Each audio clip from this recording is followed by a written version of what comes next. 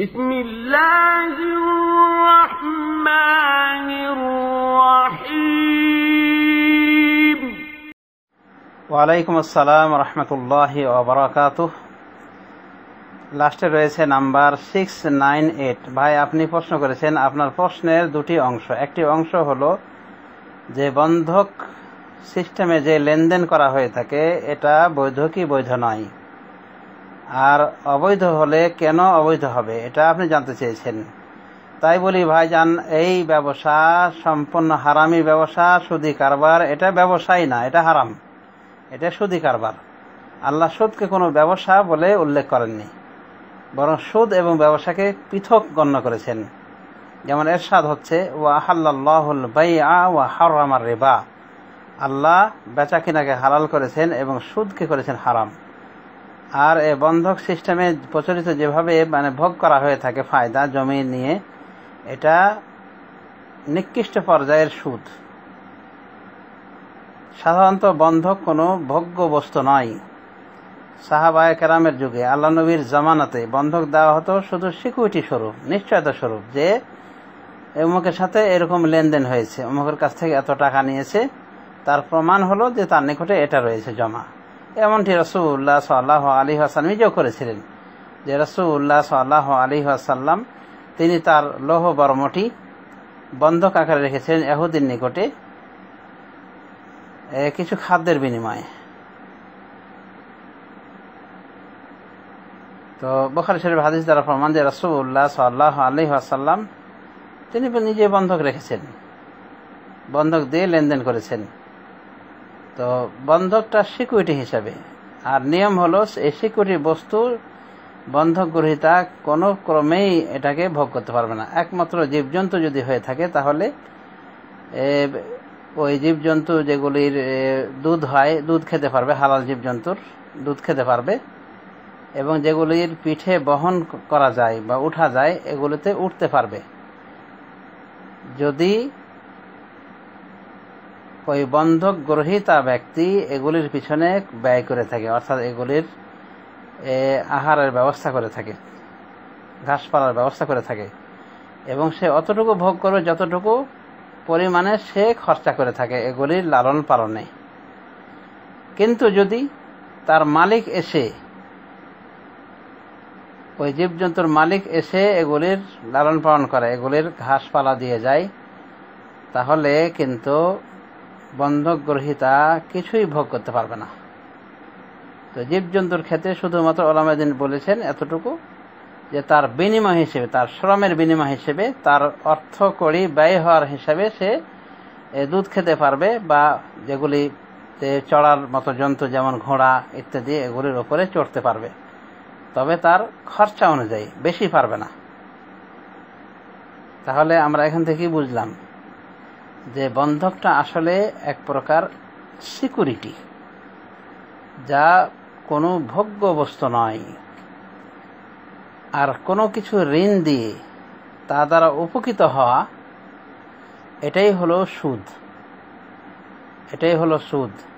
আব্দুল্লাহ বিন সালাম সাহাবী রাদিয়াল্লাহু আনহু একজন ব্যক্তিকে বলেন যে তুমি এমন এক জায়গায় রয়েছে যেখানে সুদি কারবারের ছড়াছড়ি, সুতরাং তুমি যদি কাউকে ঋণ দিয়ে থাকো, আর সে কারণে যদি তোমাকে কোনো খাদ্যের বোঝা, জীবজন্তুর খাদ্যের বোঝা বা মানুষের খাদ্যের বোঝা ইত্যাদি যদি দিয়ে থাকে, তাহলে তুমি নিবে না, কারণ ওটাই হলো সুদ।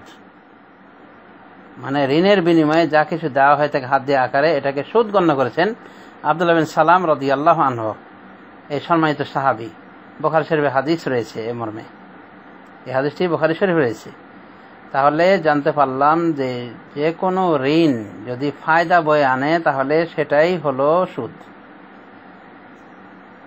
ইসলামিক স্কলারদের নিকটে একটি পরিচিত শব্দ হলো যে কুল্লু কারদিন জাররা নাফআন ফাহুয়া রিবা। প্রত্যেক ওই ঋণ যা ফায়দা, উপকার টেনে আনে, ওটাই সুদ। যেমন আব্দুল্লাহ বিন সালাম কি বললেন, যদি তোমার কোনো ঋণ থাকে কারোর নিকটে, আর যদি সে কারণে তোমাকে কোনো খাদ্যের বোঝা দেয়, মানুষের খাদ্যের বোঝা বা জীবজন্তুর খাদ্যের বোঝা দেয় হাদি হিসেবে, তা নিও না, কারণ ওটাই সুদ। ইবনে আব্বাস রাদিয়াল্লাহু তাআলা আনহুকে বলা হয়েছিল যে আমি অমুকের কাছে 20 দিনার দিয়েছিলাম, ঋণ। তো এই ঋণ দেওয়ার কারণে সে আমাকে প্রত্যেক দিন ওই কিছু না কিছু ফল ফ্রুট এনে দেয়, আর আমি ওগুলোকে বিক্রি করে দিই। এরপরে আমার নিকটে এগুলি ফল বিক্রি করার মাধ্যমে 8 দিনার কি 10 দিনার একটা সংখ্যা বলেছেন যে এত দিনার জড়ো হয়ে গেছে আমার বিক্রি করে। ইবনে আব্বাস বলেছিলেন যে তুমি 20 দিনের মধ্য থেকে এগুলি মাইনাস করবে, নতুবা তোমার সুদ খাওয়া হবে। তাহলে আমরা কি বুঝলাম? এই আসাটি সহিহ, আল্লামা নাসির আলবানী বিশুদ্ধ বলেছেন। তাহলে এটা থেকে আমরা কি বুঝলাম? যে কোনো কর্জ ঋণের মাধ্যমে যদি সুদ ফায়দা আসে তো ওটাই হলো সুদ। সুতরাং আপনি একজনকে 50,000 টাকা দিয়েছেন বা 1 লাখ টাকা দিয়েছেন, আর সেজন্য যে আপনি মানে তার জমিকে ভোগ করতেছেন, এটা সম্পূর্ণ হারাম সুদি কারবার। এগুলো হলো আপনার সে 50,000 টাকা বা 1 লাখ টাকার বাচ্চা। তো এইভাবে টাকার বাচ্চা এইভাবে বাড়া, এটাই হলো সুদ। বুঝতে পেরেছেন? অতএব সুদি কারবার থেকে আমাদের ফিরে আসতে হবে, যে কোনো সুদি কারবার। এবং এই প্রকার সুদি কারবার জঘন্য প্রকারের সুদ। যেমন আমি শুনেছি, এর পূর্বে একটা মাসআলার জবাবও দিয়েছি, যে কোন কোন এলাকায় চালু রয়েছে যে 2 লাখ টাকার বিনিময়ে যদি কেউ জমি রাখে, 2 লাখ টাকা যদি কাউকে দেয় ঋণ, এবং বন্ধক হিসেবে যদি সে জমি রাখে 50 শতক, তাহলে সে জমি তো ভোগ করবে যতদিন না ফেরত দিবে। 2 লাখ টাকাওয়ালা তার টাকা ফেরত না দিবে ততদিন পর্যন্ত সে ভোগ করে থাকবে। অথবা ওই মালিককে ওই জমিটা ফেরত দিয়ে দিবে, সে ভোগ করবে, আর এই লাট সাহেবকে, এই সুদখোরকে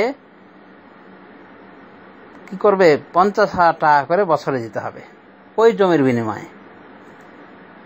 তার মানে বলা যেতে পারে যে যদি এভাবে 10 বছর চলে যায়, মানে পার হয়ে যায়, যে সুদের এই সুদখোরকে তার ওই 2 লাখ টাকা সে দিতে পারেনি, তাহলে কত টাকা নেবে সে 10 বছরে? 10 50-এ কত হয়? 5 লাখ টাকা। মানে 2 লাখ টাকা, আবার 2 লাখ টাকা নিবে সুদখোর। 2 লাখ টাকা নিল, সাথে কি নিল? 5 লাখ টাকা। তার মানে কত হলো? 2 লাখ আর এদিকে 5 লাখ, মানে তার 7 লাখ টাকা হলো। মানে 2 লাখ টাকা দিয়ে 5 লাখ টাকা ইনকাম। যে কোনো সুদই ব্যাংক ফেল হয়েছে না হয়নি? তো এটা সুদ না, আর ওটা হলো সুদ। এইগুলি হলো আমাদের দেশের মানে নিকৃষ্ট শ্রেণীর পক্ষ থেকে, এক শ্রেণীর বিদাতি জর্দাখোর হুজুরদের পক্ষ থেকে এই বিদাতি ফতোয়া, হারামি ফতোয়া মানে চালু রাখা এবং মানুষকে হারামের ভিতর লিপ্ত করা, সুদি কারবারে জড়িয়ে রাখা। এটা জঘন্য প্রকারের হারাম, জঘন্য প্রকারের সুদ। মানে সুদি ব্যাংকেও এরকম সুদ পাওয়া যায় না। তো ওটা সুদ আর এটা সুদ না। ভালোই মজার কথা। তো যা হোক, কঠিনভাবে সাবধান থাকবেন এই জাতীয় বন্ধকি লেনদেন থেকে। এক কথায় বন্ধকি সিস্টেমটাই মানে আমাদের দেশের হারামি সিস্টেম এবং সুদি কারবার, জঘন্য প্রকারের সুদ ভক্ষণের রীতিনীতি এর ভিতরে রয়েছে। এর মাধ্যমে সুদকে হালাল করা হয়েছে। নাউযুবিল্লাহ মিন যালিক। রাসূলুল্লাহ সাল্লাল্লাহু আলাইহি ওয়াসাল্লাম বলেছেন, আখিরে জামানায় কিছু লোকের আবির্ভাব হবে, তারা মদ খাবে কিন্তু মদের নাম ভিন্ন দিবে, যেমন রুহানি শরবত বা আরো বিভিন্ন কিছু নাম দিবে। কিন্তু মদ যত নামই দেওয়া হোক, যত ভালো চমকপ্রদ নাম দেওয়া হোক, মদ মদই। কানা ছেলের নাম যতই বলা হোক পদ্মলোচন, কানা কানাই থাকবে, কানা কানাই থাকবে। বেশ্যাকে যতই বলা হোক সরকারের পক্ষ থেকে, সরকার থেকে, যে বেশ্যা নারীদেরকে পতিতা বলা যাবে না, কি বলতে হবে? যৌনকর্মী বলতে হবে। তো যৌনকর্মী বললে কি আর বেশ্যা বললে কি একই? তো এই বন্ধক সিস্টেমটা, এটাকে বন্ধক বলে হালাল করলেও ওই হারামি থেকে যাবে, আর সরাসরি সুদ খেলেও ওটা সুদই হবে। বরং এই বন্ধকের মাধ্যমে সুদ খাওয়া, এইভাবে চক্রহারে, এটা আরো জঘন্য পাপ এবং আল্লাহর চোখে ধোলা দেওয়ার, আল্লাহর চোখে ফাঁকি দেওয়ার নামান্তর, যা কোনো কর্মেই কারোর জন্য সম্ভব নয়। তো এগুলো হলো ধোঁকা প্রতারণার কারবার, এগুলো থেকে বিরত থাকতে হবে। এখানে লক্ষণীয় বিষয় যে কোনো কাঠমোল্লা জর্দাখর, বিশেষ করে যারা জর্দা খায়, দেশেই লেখাপড়া করেছে, এই জাতীয় কাঠমোল্লাদের পক্ষ থেকেই অনেক কৌশল শেখানো হয়েছে এই জঘন্য সুদী কারবারকে হালাল করার জন্য। বলা হয় যে খাজনাটা আপনি দিয়ে দিয়েন, খাজনা দিয়ে দিবেন আপনি। আবার কোন কোন মোল্লা বলে যে এক কাজ করবেন, আপনি যখন টাকাটা নেবেন তখন কিছু টাকা মাইনাস করে দিবেন, বাস হালাল হয়ে গেছে। এগুলোই হলো ইহুদি কৌশল। ইহুদিদের ওপরে শুক্রবারে শনিবারে মৎস্য শিকার হারাম করা হয়েছিল। তো অনেকদিন তারা মেনে চলেছে। এরপরে যখন তাদের জিবাই মানে পানি ছুটতে শুরু করেছে মাছ ধরে খাওয়ার জন্য, মাছ ভাজি করে খাওয়ার জন্য, তখন তাদের মধ্যকার একটা শ্রেণী কি করলো, শুক্রবারে জাল আটকে দেয়, জাল পেতে দেয় এবং খাল খুঁড়ে নেয়, যাতে করে মাছগুলি শনিবারে আসা মাছগুলি আর ফিরে না যেতে পারে। এবং আল্লাহর একটা বিশেষ পরীক্ষা ছিল ইহুদিদের উপর, যে অন্যান্য সপ্তাহের অন্যান্য দিনে আসতো না মাছগুলি, শুধু শনিবারে ভিড় করত। তো শনিবারে ভিড় করতো, আর শনিবারে মৎস্য শিকার করা তাদের উপর হারাম করা ছিল। তো এই মৎস্য শিকার করে খাওয়ার নেশা এইভাবে তাদেরকে কি করলো, দিশেহারা করে দিল। কিছু লোককে মানে এভাবে নেশাগ্রস্ত করে দিল যে তারা কূটকৌশল অবলম্বনের মাধ্যমে এই হারামকে হালাল করার চেষ্টা করলো। কি করলো, শুক্রবারে জাল পেতে রাখলো বা খাল খুঁড়ে দিল। মাছগুলো শনিবারে আসলো, কিন্তু এসে আর বেচারারা যেতে পারলো না, আটকা পড়ে গেল খালে বা জালে। এরা কিছুই করলো না মাছগুলিকে। শনিবারে যেহেতু শিকার নিষেধ, শনিবার শিকার করেনি। রবিবারে তারা এই মাছগুলিকে ধরে নেয়, খালে এবং জালে আটকা পড়া মাছগুলিকে তারা ধরে ফেলে। তো তাদের মধ্যকার ভালো মানুষ যারা ইহুদির ছিল, ভালো ইহুদি, তারা বলেছিল যে তোমরা এরকম করে হারামকে হালাল করতেছে কেন? তখন তারা বলেছিল আমরা তো হারামকে হালাল করিনি, কই আমরা তো শনিবারে শিকার করা নিষেধ সেটা তো করছি না। তখন তাদেরকে বলা হয়েছিল যে তোমরা শনিবারে শিকার করছো না, তো শনিবারে কে এই মাছগুলিকে আটকানোর ব্যবস্থা করেছে? শনিবারে যে মাছগুলি যেতে পারছে না, এই ব্যবস্থা কে করেছে? তোমরা তো করেছো। এটা তো শনিবারে মাছ শিকার করারই ব্যবস্থা করা হলো। শুক্রবারে জাল পাতলে আর রবিবারে মাছগুলিকে ধরলে, শনিবারে আটকা মাছগুলি, তো এটা তো শনিবারে শিকার করারই নামান্তর। তো তাদেরকে নিষেধ করলে তারা নিষেধাজ্ঞা মানে না, ওয়াজ নসিহত শোনেনি, এবং এভাবে কূটকৌশলকারীদের সংখ্যা বাড়তে থাকে। যেভাবে বন্ধকের এই সিস্টেমটা, মানে জমির বন্ধক নেওয়ার সিস্টেমটা বাড়তেই রয়েছে আমাদের বাংলাদেশে, এরকম ইহুদিদের ভিতরে এই কূটকৌশল বাড়তেই থাকে। শনিবারে মাছ শিকার করা, এই কলা কৌশল অবলম্বনে আল্লাহ রাব্বুল আমিন আর বরদাস্ত করলেন না, এদেরকে কি করলেন, বাঁদরে রূপান্তরিত করলেন। আল্লাহ বলে দিলেন তাদেরকে, কোনো কিরাদাতান খাসিন, তোমরা লাঞ্ছিত বাঁদরে পরিণত হয়ে যাও। তো আল্লাহ তাদেরকে বাঁদরে পরিণত করেছিলেন এই হারামকে হালাল করার কৌশল অবলম্বন করার জন্য। ওলামায়ে দ্বীন বলেন তাদেরকে বাঁদর কেন করা হলো? অন্য কোনো জীবজন্তুতে পরিণত করতে পারতেন আল্লাহ রাব্বুল আলামিন ইচ্ছা করলে, যেমন শুয়োর, তারপরে আরো জলহস্তি, তারপরে আরো বিভিন্ন জন্তু। তো বাঁদরে পরিণত করলেন কেন?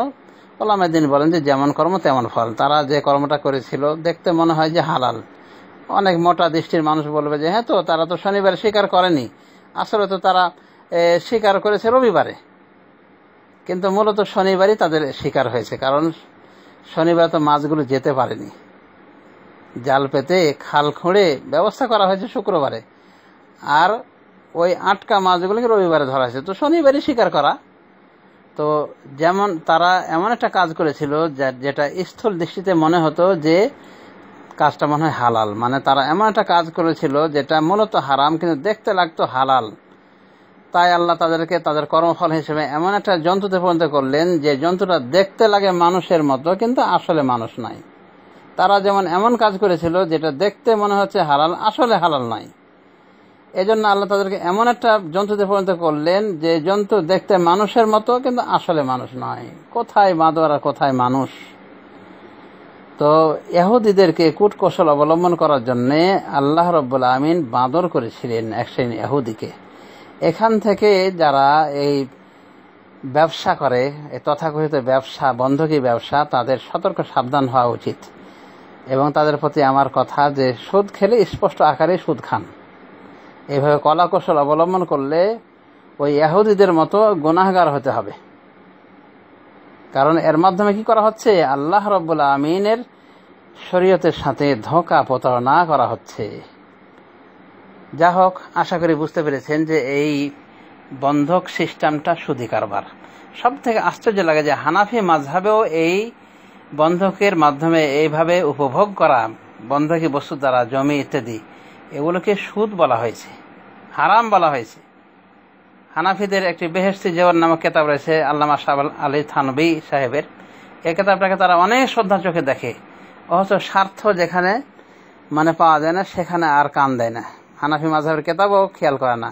এই সমস্ত বিদআতপন্থী কিছু হানাফি, স্বার্থান্বেষী কিছু মহল, যে তাদের মাযহাবেরও খবর নেয় না, কোরআন মানে না, হাদিসও মানে না, এমনকি মাযহাবের কেতাবও মানে না। এইরকম হলো এই পেট পূজারি কিছু মোল্লা মুন্সির দল, এবং তাদের অনুসরণ করে চলেছে বা প্রবৃত্তির অনুসরণ করে এগুলোকে বৈধ করে নিয়েছে, হারামকে বৈধ করে নিয়েছে, হালাল করে নিয়েছে দুনিয়া পূজারি অনেক ব্যবসায়ী, স্বার্থান্বেষী মহল।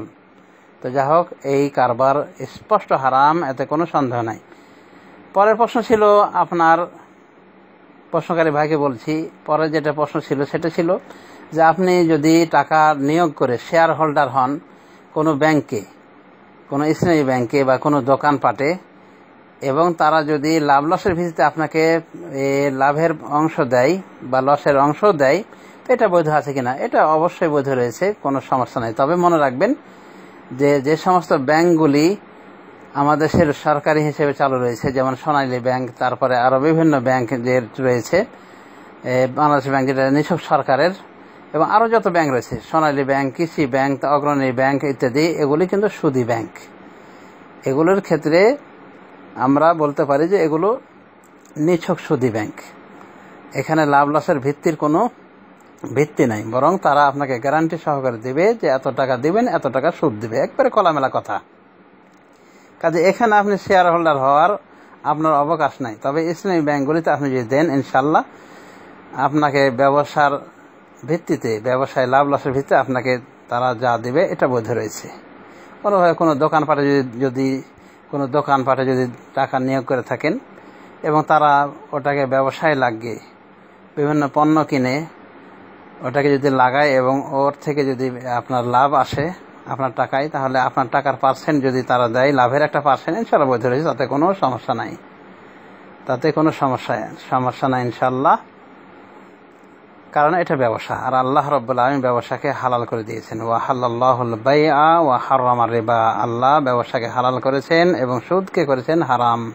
এখানে সুদের কিছু নাই, কারণ লাভ লসের ভিত্তিতে আপনি নিচ্ছেন। অতএব যে টাকা ইনভেস্ট করেছেন সে টাকার মাধ্যমে যদি লাভ হয় আপনি লাভ নেবেন, লাভের অংশ নেবেন, আর লস যদি হয় লসও আপনার যাবে, হতে পারে আপনার পুঁজিটাও চলে যেতে পারে এই ব্যবসা করতে যেয়ে। কারণ ব্যবসায় লস অনেক সময় এমনও হতে পারে যে আপনার পুঁজিকেও খেয়ে নেবে, তো আপনি পুঁজিও তখন খোয়াতে বাধ্য হবেন। তো এই যে অবস্থায় লাভ লসের ভিত্তিতে যেটা দেওয়া হবে আপনাকে,